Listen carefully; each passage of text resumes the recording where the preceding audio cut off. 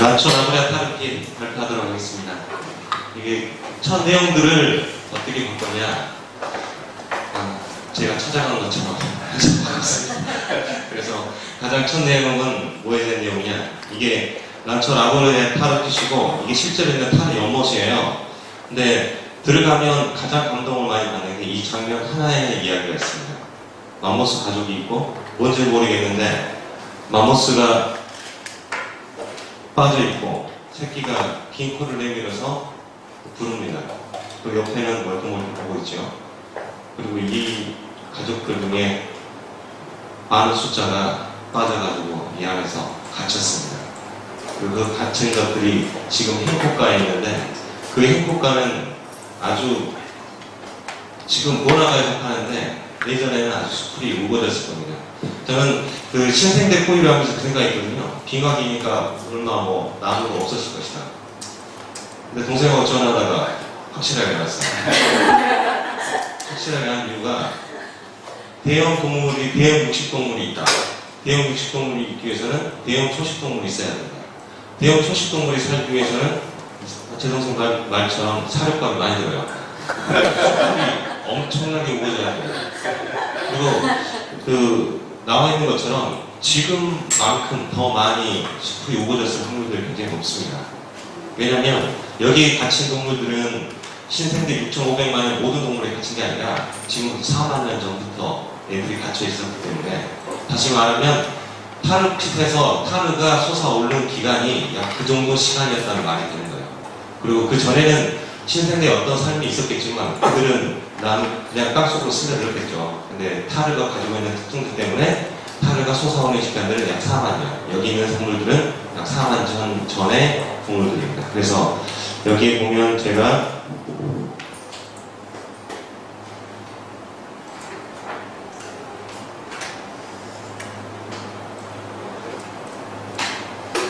이 용량이 좀 커지니까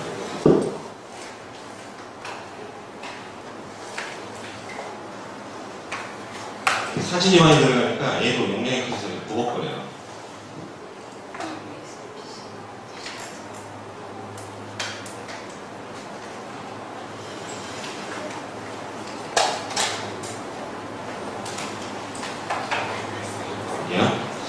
그래서 여기 보면 미국 서남부 학습방사의 마지막을 장식한 곳은 대한민국 사람들이 약간 낯설 수 있는 장소였다.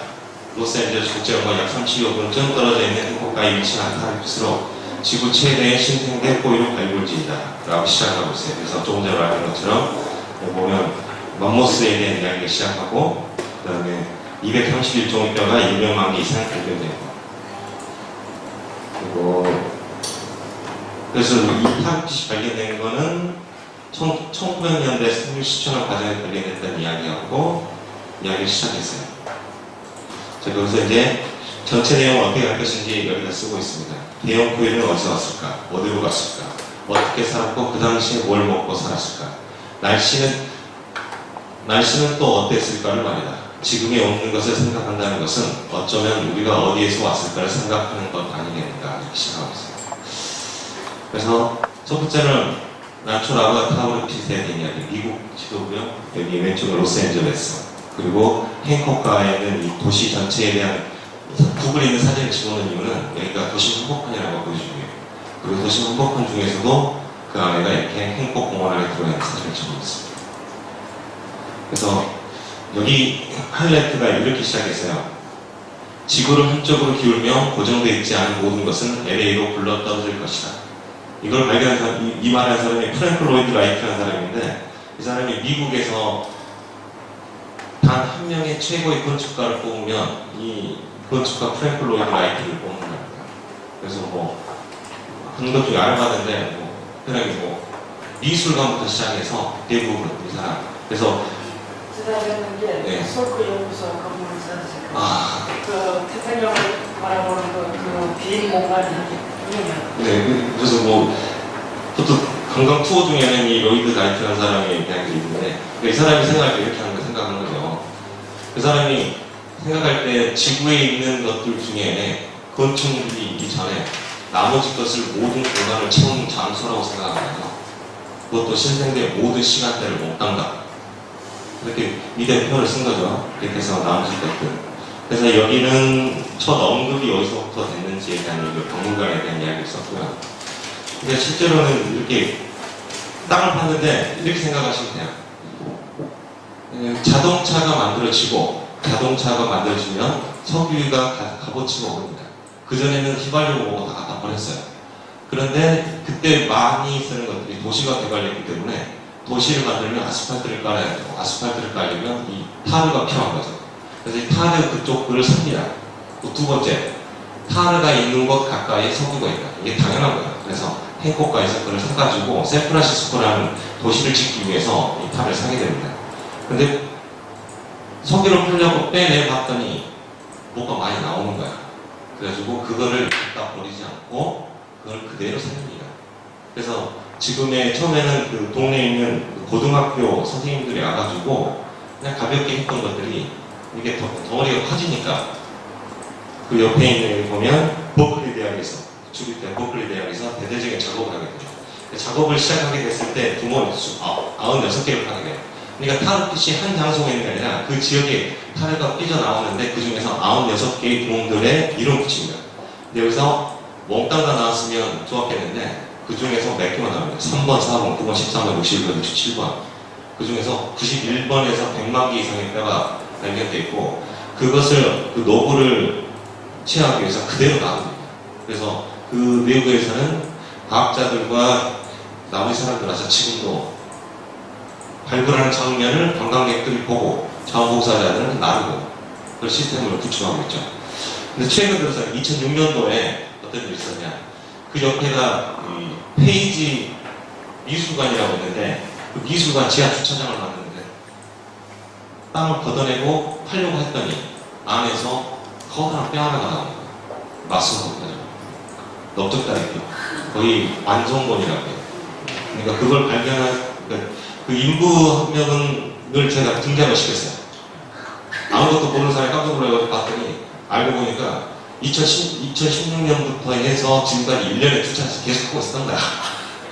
그 2차례씩 하고 있는데 언제 그만두냐면 얘네들은 도네이션으로 들어가면 도네이션이 안 들어온 거예요.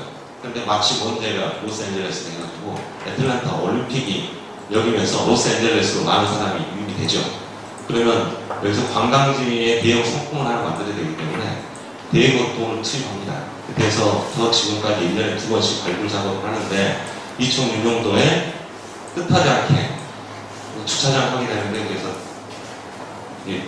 대형 완성본이 나온 거죠.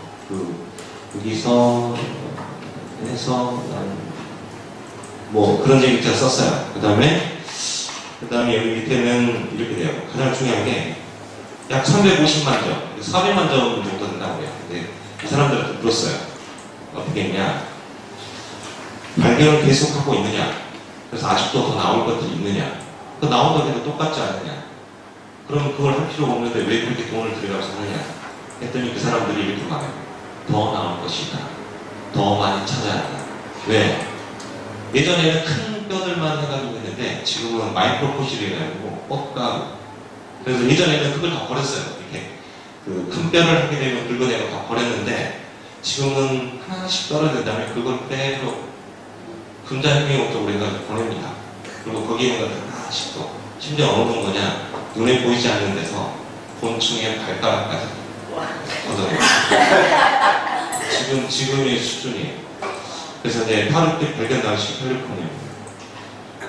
그러니까 처음 발견한 사람들은 이 스페인 사람들이 와가지고 이렇게 미션들을 만들었는데 미션이라고 하는 게 그 사람들이 종교를 퍼뜨리게 하나의 수단으로서 하나씩 붙입니다. 그래서 각 도시마다 이름을 샘 붙이는데 그것들이 수도사들, 그 여성 명상, 남성 명상, 샌프란시스코, 뭐 여기 이렇게 돼요. 샌프란시스코, 산타바바라 이렇게 되죠. 근데 처음 발견했던 사람들이 이렇게 말했어요. 이 신부가 쓴 말인데도 로스앤젤레스 분지를 순찰하던 중 순찰대원들은 땅으로부터 타르가 샘처럼 솟아올라 물과 타르 같이 섞여 끓고 있었다. 그리고 순찰대원들은 이 많은 샘 같은 타르 가면철이 연하게 있고 우리는 그 타르 가면철 보고시 즐거운 일을 못했다. 먹을 물이 없으니까 그렇게 된 거죠. 그러면 그 전에 인디언들 탈에 있었던 이거는 요크트족이라고 해가지고 여기 밑에 보면 캘리포니아에 처음 왔던 사람들이 발견한 사람이 스페인 후안 로드리게스를 다시 하겠습니다. 포르투갈 출신 스페인 후안 로드리게스 카브릴로라는 사람이 북쪽으로 가기 위해서 배를 타고 가다가 로스앤젤레스, 그러니까 시에라 네바다 쪽에서 닻을 내린 거죠. 그리고 발견한 종족들이 시에라 네바다에서 여러 개, 요크트라는 게 사람이라는 뜻이에요. 그러니까 시에라 산맥 사람들 요크트, 그러니까 뭐 북쪽 요크트, 산맥 요크트, 들판 요크트, 그다음에 요크트라는 사람이 있는 부족이 60개 정도. 근데 그 부족들을 왜 모두 요크트라고 그러냐? 언어를 60개의 마을 사람들이 하나의 언어를 써요. 근데 그 사람들이 쓰고 있던 게 타르를 이용해서 씁니다. 여기 있는 건 그릇이고요. 그릇에다가 이렇게 타르를 묻혀가지고 쓰고, 여기는 절구예요. 절구에 치고 나면 여기를 털개로 털어야 될 거 아니에요. 그래서 위에를 묶는 것들을 여기서 이렇게 하고. 그리고 이게 화살촉인데, 화살촉을 바르고 여기다가 아스팔트를 깝니다. 그리고 나머지를 같이 묻혀요. 그래서 나는 이걸 왜 이렇게 하나 쓸데없이 하나 했는데, 얘네들 먹고 사는 게 물속에서 물고기를 잡거나 새를 잡아야 되기 때문에 얘네들 물에 묻으면 안 돼. 그래서 탈을 이렇게 한 거죠. 그리고 이게 주사위 8개인데 8개를 굴려가지고 4사람을 합동하면 주사위가 뒤집어진 쪽과 그렇지 않은 쪽에 나오니까 숫자가 발견되죠. 그래서 게임을 하는 거예요. 그리고 카누에 바르기도 하고 이걸 하게 됩니다. 그림들은 여기 위키피디아랑 에서 뽑아놨어요. 이게 그 카라테 발견된 화석들이에요. 핏이라고 하는 이유가 각각 핏마다 발견된 화석들이 달라요. 그러니까 여기 보시면 알겠지만 흙이라든지 하나도 없이 그냥 다 버려버렸어요. 그런데도 불구하고 이렇게 가볍게 한 것들이 한 150만 개 이상. 이게 육식동물들과 그 숫자를 나온 것들을 그래서 이제 핏92 같은 경우는 지금도 이렇게 해가지고 관광객들 봐요. 그러니까 핏 여기 하나하나는 이제 박물관에서 나온 것들 그대로 올린 겁니다. 프로젝트 23이 아까 말했던 그 페이지 지하 주차장에서 한 건데 걔네들이 그냥 버릴 수가 없으니까 몽땅 그대로 땅을 이렇게 땅이 있으면 통째로 오려냅니다. 그리고 오려낸 거를 이 안에다 그대로 집어넣고 했더니 23개 박스가 나와요. 그래서 프로젝트 23이라고 해가지고 그럼 어떤 동물이 발견되었나? 그래서 이 각각 발견된 동물들입니다. 여기는 그 박자세가 그 송경선 선생님이랑 해서 나오신 분들의 병원 체계가 각 종의 퍼센티지를 나오는 것들을 집어넣어야 그림이 될 것 같아요. 그래서 암만 해도 타입핏인데 동물들에 대한 설명이 필요할 것 같아서 일단 이렇게 적어놨어요. 동물들에 대한 거 나중에 적으려고. 아쉽게 얘네들이 엄청나게 큽니다. 일단 볼게요. 여기 보시면 이 밑에 보이시죠? 얘네들 뼈인데 일반 코끼리라고 생각하면 맘모스의 크기입니다. 이렇게 비교해봅니다. 그리고 이게 지금은 전혀 없어요. 나무들 6m짜리 나무를 보셨어요? 몸무게가 3톤. 그리고 얘네들은 목욕대를 단단하게 철갑처럼 붙어 있습니다. 이렇게 해가지고 검치호랑이가 와가지고 얘를 물다가 검치가 다 부러진 애들이 한마리. 나무 이번에 나올 것 같은데. 쟤네에서 그라운드 심어서 땅을 봅니다. 여기 보면 이 가장 많이 있는 게 다이오트예요. 그러니까 우리가 하나를 알아볼 게 이렇게 있어요. 저는 예전에 그 얘네들이 한꺼번에 왜 떼를 지어서 사냥을 하니까 그 생각이거든요. 싸움 잡으면 자기가 알아서 다 잡아먹으면 되는데 동물들이 크거나 빨라. 그러면 걔네들 한꺼번에 달라붙어가지고 죽이던가 빠른 애들을 이렇게 몰아가지고 해야 돼요. 그렇게 되는 거죠. 여기 보면 여기 보시죠. 이게 보통 곰들이고요. 불곰들은 뒤에 바로 뒤에 이렇게 북극곰이에요. 그러면 이게 얼굴이 작은 곰이라고 해요. 압두두스라고 하는데 제일 뒤에 있는 곰. 그러니까 생각하면 몸 길이가 이 정도 돼요. 150 이렇게. 그럼 등치가 얼마나 여기서 기준으로 보죠. 그리고 크기가 앞쪽에서 한 6m 정도 되니까 여기서부터 이만큼. 그리고 얘네가 그냥 다닐 때는 자기가 걸어 다녀야 되니까 큰 발톱이 안에 숨겨져 있다가 꺼내면 선시대 잡아놔요. 네. 마소돈 같은 경우 만약에 코끼리 같은 게 한 번 하면 다 갈라져버려요. 그리고 얘네들이 느리냐 엄청 빠르고 대신 F는 못 가. 잘 못 가니까. 그 다음에 여기 보이시죠? 밑에가 지금 사자고 이게 아메리카 사자예요. 크게 비교해 보시면 가장이 검치호랑입니다. 검치호랑이들이 엄청나요. 얘네들도 이렇게 단체로 때로 이렇게 사용한다고 합니다. 그 나머지 동물도. 좀 마우스 소리 가지고 소리 좀 내지 마세요. 집중하는 방해돼. 네, 그래서 플라이폿의 북아메리카에 제가 좀 전에 말했죠. 살만한 장소입니다. 예. 물도 흘러야 되고 산도 있어야 되고 산도 그 위에가 얼음이 안 붙어 있어야 돼요.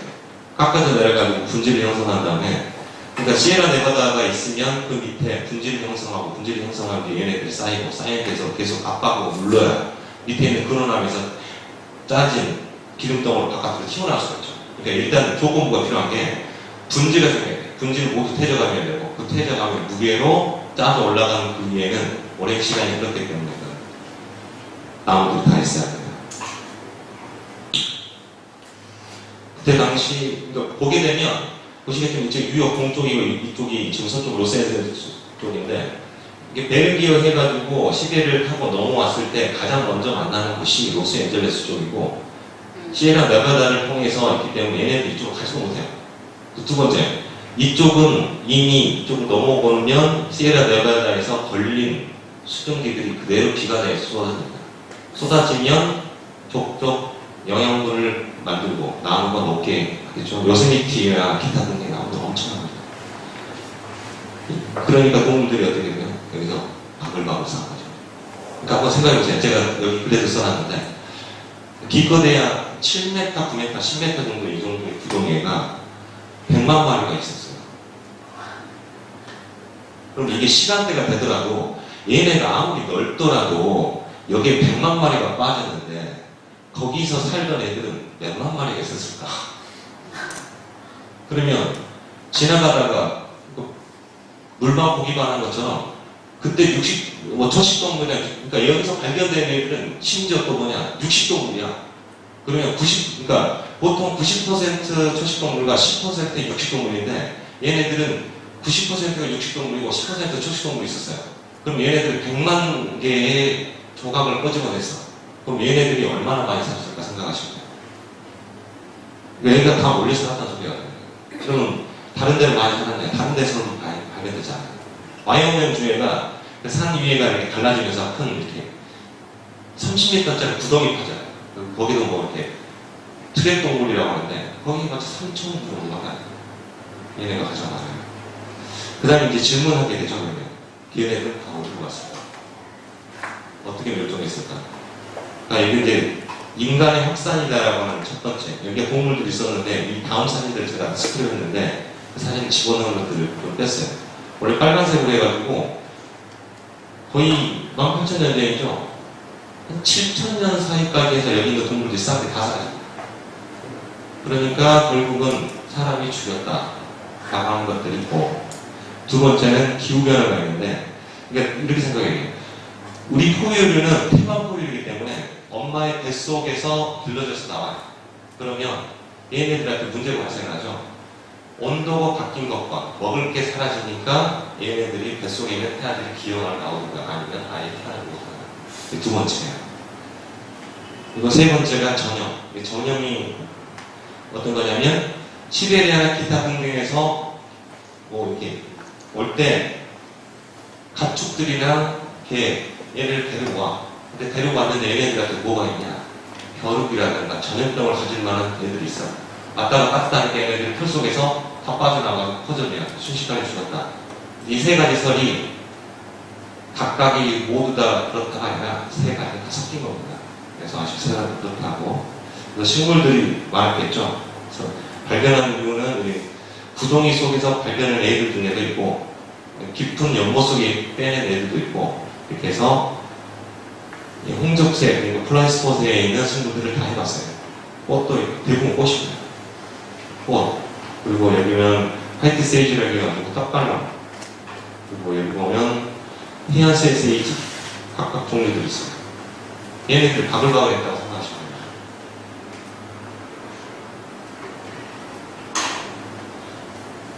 그 다음에는 그러니까 그 종류에 따라서 여기서 보면 알겠지만 마지막 급에는 얘들이 다 있어요. 그 중에서 대부분 차지하고 있는 게 1년생 풀들이에요. 그러니까 1년생 풀들이 많이 크기 위해서는 조건부가 필요합니다. 곤충들이 많아야 돼. 그래서 그 곤충들 중에서도 뭐가 많아야 되냐. 꽃과 그러니까 뭐 벌하고 나비가 많아요. 벌과 나비는 처음 있는 게 아니라 다른 벌과 나비는 나중에 나온 애들이고 그 전에 있는 애들이 있어요. 걔네들이 카르피스에서 마이크로코시로 해서 많이 발견돼요. 다시 말하면 꽃도 굉장히 많았다가 됩니다. 그래서 이거는 원주가 집어도 위해서 하는 거고요. 그 다음 애가 원래는 포유류니까 포유류를 만든 거를 이걸 신생대로 하려고 했더니 이게 안 돼. 답이 안 나와. 그래서 박사님 그 고생물학을 집어넣습니다. 맞아. 네. 근데 이게 박사님 이게 좋은 게 아무것도 안 나가니까 책이 있거든요. 그래서 여기 나온 포리 시대인데 기껏 6,500만 년 이하다. 그러면 그 전에는 공룡이 지배했고 공룡제 포유 파충류가 지배했고 수공류 등을 이전에는 오류의 영속이 있었다. 그러면 걔네들 있기 전에는 무엇이 있었나를 쓴 게 아니에요. 여기 제가 글을 쓴 거는 무엇이 있었나를 쓴 게 아니라 그때 어떤 사건들이 있어서 걔네들은 다 살아남고 포유들이 나왔을까? 얘네들은 어떻게 호흡이라든가 자기 몸통을 변화시켰나에 대한 이야기를 쓴 거예요. 그래서 주제가 지질학적 시간은 살짝 집어넣어놓고 두 번째 시작합니다. 산소의 탄생과 성컴프레의 기간. 그 전에 우리가 알겠처럼 하대스기가 지나고 이제 시생대가 집어넣었을 때 메탄이 있는 애들이 이산화탄소가 대륙이 만들어지고 나서 대륙 안에 있는 것들이 집어들어가니까 흡수가 되고 흡수가 되는 것들이 탄소가 많은 바다가 만들어지고 거기에서 이제 메탄을 만드는 생물체가 만들어졌는데 메탄이 올라가니까 얘네는 온실가스거든요. 온도가 올라가. 그래서 어느 정도는 적정히 뜨거운 온도가 유지됐는데 얘네들 사이에서 여러분이 알고 계시는 스토마플라이트에 남들들이 시아노 박테리아가 만들어지면서 산소를 품는데 얘네들이 품는 순간 어떻게 되냐? 바다에 다시 녹아들어가요. 철분분 때문에. 그럼 남은 애들이 위로 올라가서 뭐라고 결합해버리냐? 메탄과 결합해버립니다.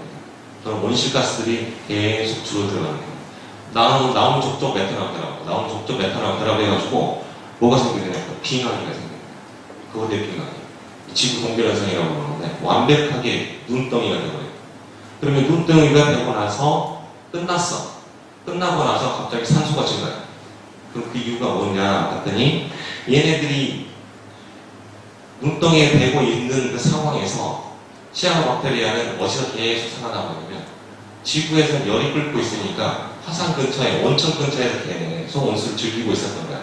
오랜 시간 동안 살아남고 바다에 있었던 애들 중에는 열수공에서 나오는 여러 가지 황산부터 시작해서 나오는 것들이 원래 걔가 나오는 족족 뭐가 빨아먹느냐 시아노박테리아가 빨아먹어가지고 바깥으로 품으면 광합성에 사라져야 되는데 안 사라지고 그대로 있을 때 영양분이 가득한 바다로서 밑에서 계속 있었던 거예요. 그래서 빙하기가 밑에 끓고 있던 애들이 화산을 폭발하고 이산화탄소가 증가하고 점점 이 눈덩이가 사라질 때 문제가 생겨요.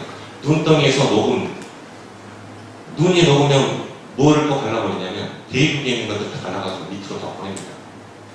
그러면 바다가 그리고 천해 근처, 그러니까 육지 근처의 바다만 이렇게 풍부해져야 되는데 지구 온도가 어느 정도 이게 빙하가 다 사라졌어. 그럼 남은 물은 다 어디로 가요? 공중으로 가게 되죠. 얘네들과 합쳐지면 엄청난 폭풍과 칩니다. 폭풍과 치면 그것들 바다를 뒤집어 엎어가지고 수정으로 흥선을 만들어요. 그러면 얘네들 사이에서 남아있던 육지에 있던 시아노박테리아들의 그때 바다가 유입돼가지고 녹색 바다를 만듭니다. 그 다음에 시작한 것들이 캄브리아기 온 거죠. 그래서 그 캄브리아기도 이번에 피터 워드가 쓴 책에는 또 다른 유견을 제시합니다. 그전에는 엔드르놀이라는 것들, 산소라든가 기타 등등이 생명의 폭발을 만들었다. 다양성을 만들었다고 했는데 피토드는 다른 걸 말합니다. 어떤 걸 말하냐?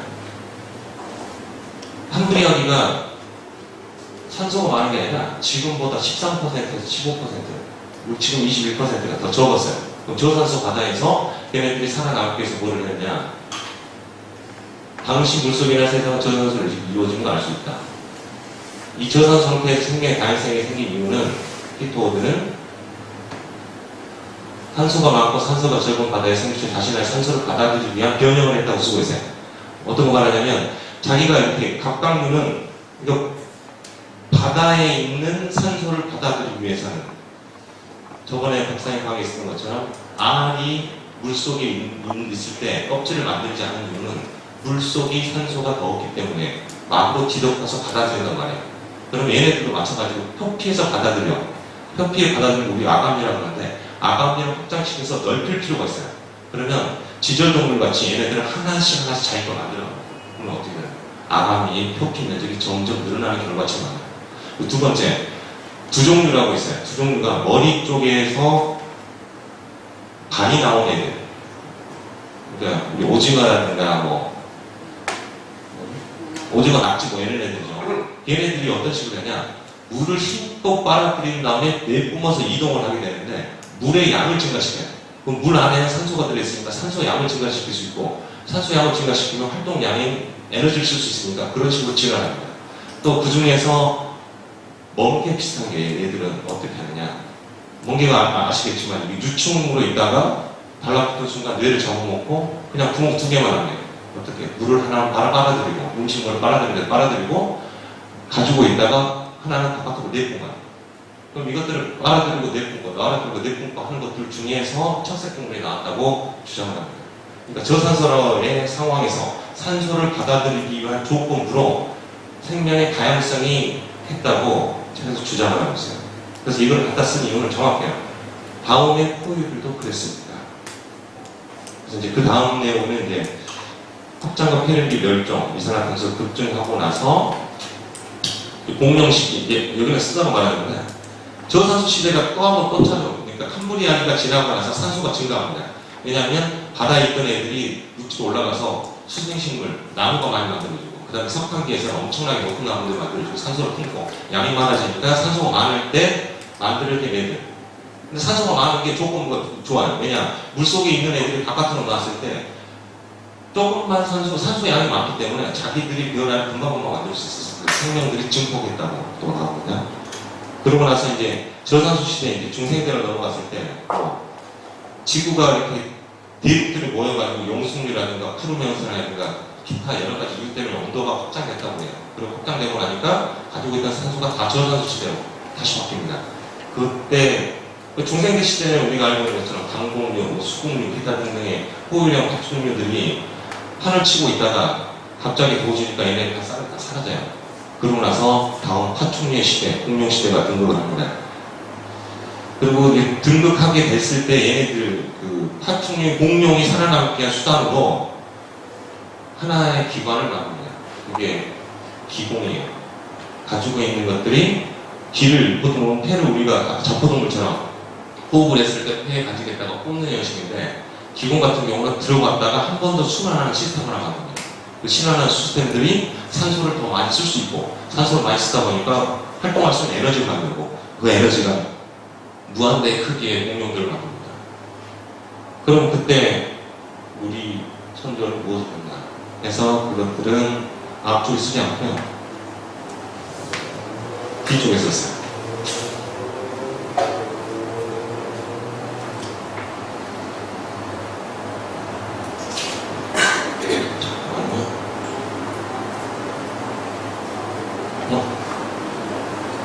여기네요.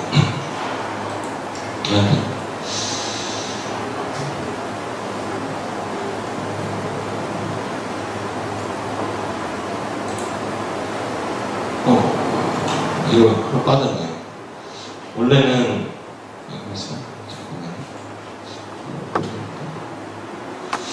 포유류의 역사라고 해가지고 다른 한 토막을 집어넣습니다. 포유류의 역사 내용에는 어떤 걸 집어넣냐면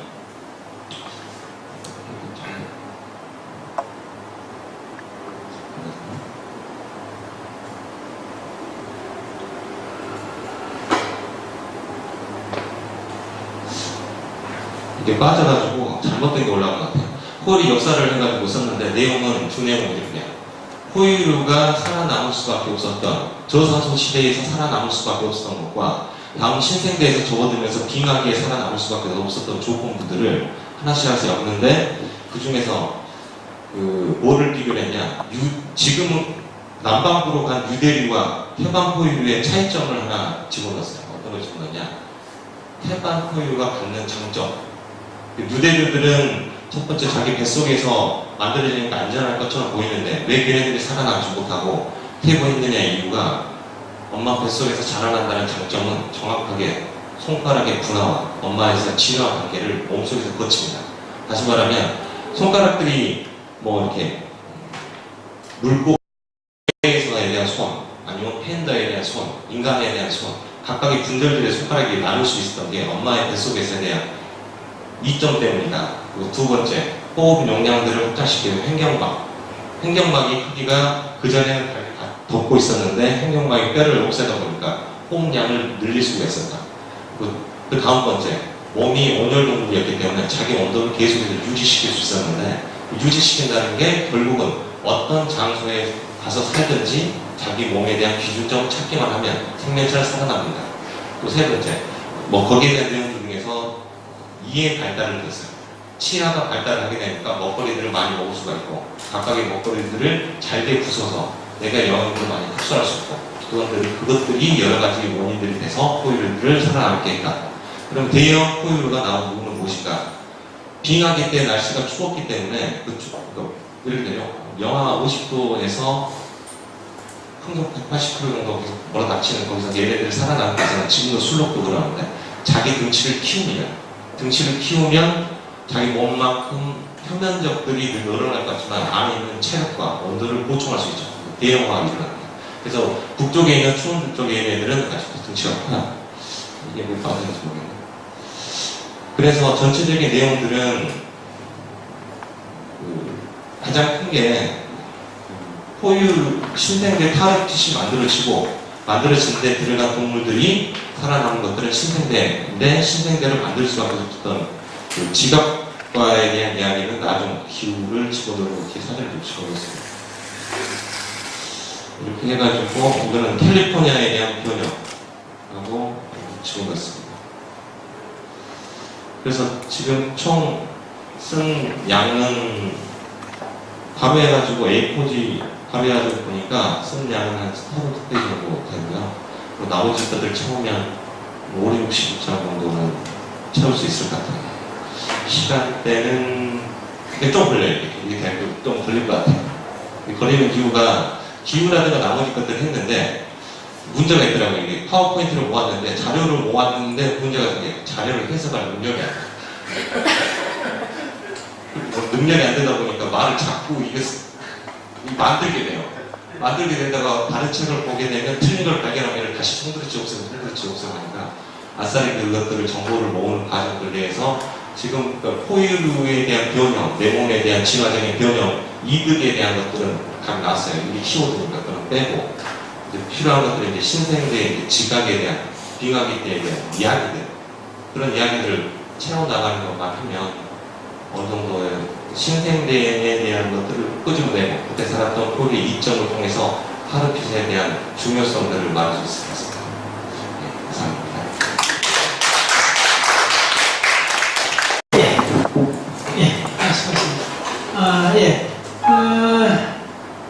조금 앞부분은 우리가 다 들었던 이야기고요. 뒷부분이 조금 아직 좀 위험해요.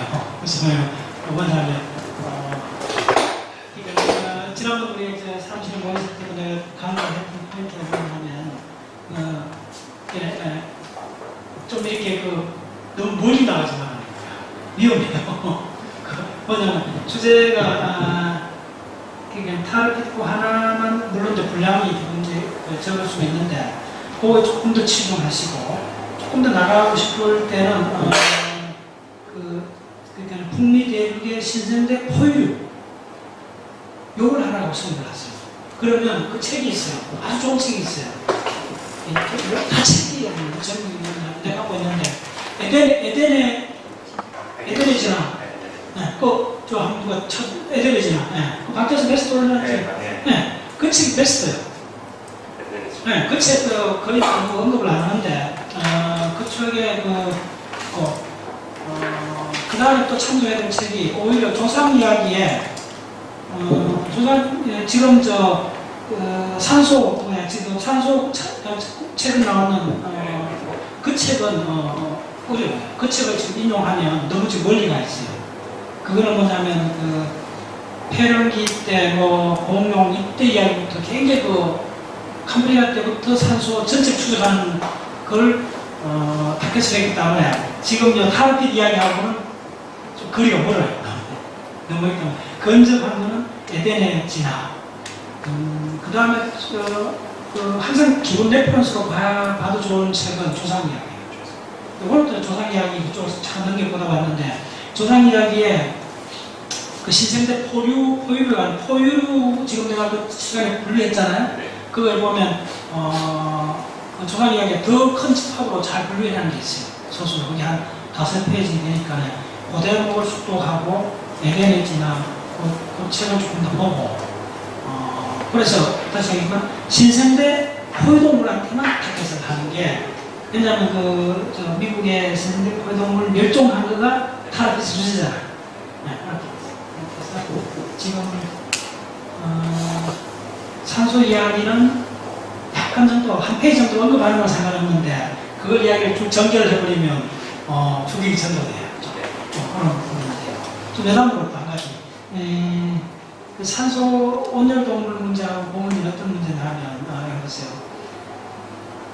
악어가 먹이를 찾아다니는 거 맞나요? 악어는 기다려요. 온열 동물, 냉열 동물 근본 차이는 뭐냐면 온열 동물이 돼야만이 먹이를 찾아 어슬렁거릴 수가 있어요. 먹이를 찾는다는 행위는 하루 종일 그 에너지를 가동하는 상태거든요. 근데 냉열 동물은 어렵죠. 항상 보존해가지고 가만히 있어야 돼요. 동물의 원법 보세요. 파충류하고 포유동물 근본적인 차이는 포유동물 사자나 늑대는 먹이를 찾아서 어슬렁거리잖아요. 항상 이렇게 쫙 하다가 팍 먹는데 냉열동물들은 뱀이든 상관없이 보면 항상 움직이지 않아요. 빠르게 풀고 항상 기다려요. 도마뱀도 항상 움직이면요. 기본 모드는 개구리도 그렇고 양서류 파충류들은 그 냉열동물들은 몸을 항상 이렇게 가동할 수가 없어요. 에너지 수기 때문에. 그래서 기다려요. 그게 근본 차이예요. 그럼 자, 보세요. 이건 중요한 얘기입니다. 생태계가 먹이 경쟁이 양쪽으로 달라져 버리잖아요. 그때부터 포식자라는 개념은 온열동물에 해당해요. 포식자는 항상 이렇게 다니면서 그러니까 하루 종일 일이 그냥 먹이를 찾아 다니는 게 일인 거예요. 자, 소나 개나 다만 찾아도 고양이나 가도 뭐 하는데 하루 종일 움직이면 뭐 하는데 하루 종일 먹이 찾아다니잖아요. 근데 조명이니까 악을 어떻게 해요? 물속에서 다 그래도 누가 지나갈 때까지 기다리잖아요. 기다려 팍 이렇게. 그럼 지구 생태계에서 먹이 경쟁이 양상이 달라지겠죠. 이게 온열동물하고 냉열동물 그런 차이. 자, 그 다음